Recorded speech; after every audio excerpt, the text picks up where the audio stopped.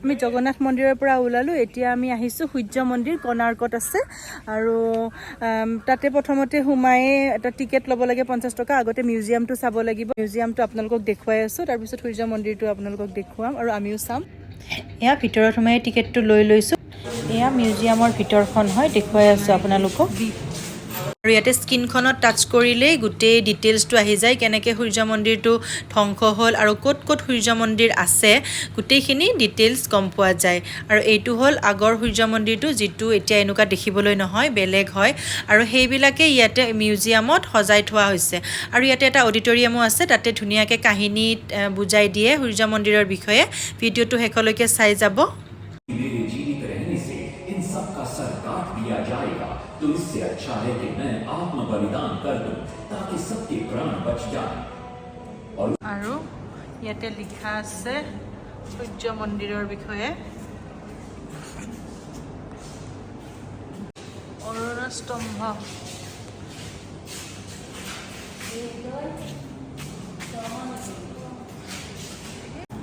এইটো এনেকুৱা লাগিছে যেন বেছি নাছিলে আগতে তেনেকুৱা লাগিছে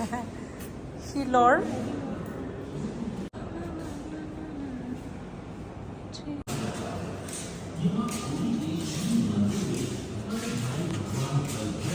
এয়া পাৰ্ক হয় এইখন পাৰ্কত ইয়াতে বহুত জাগা আছে বহিব পাৰে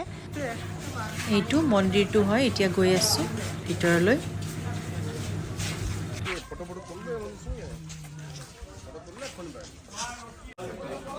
ধুনীয়া কিমান ডাঙৰ ন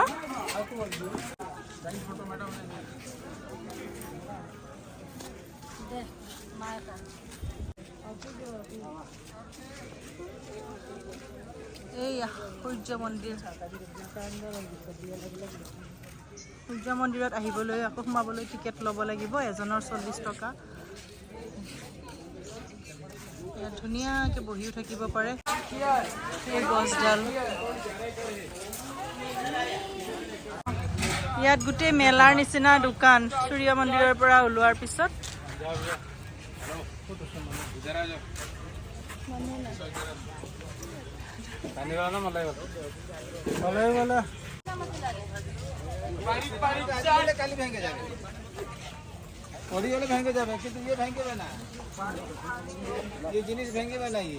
আৰু ভিডিঅ'টো চাই যদি ভাল লাগিলে কাইণ্ডলি ছাবস্ক্ৰাইব কৰি দিব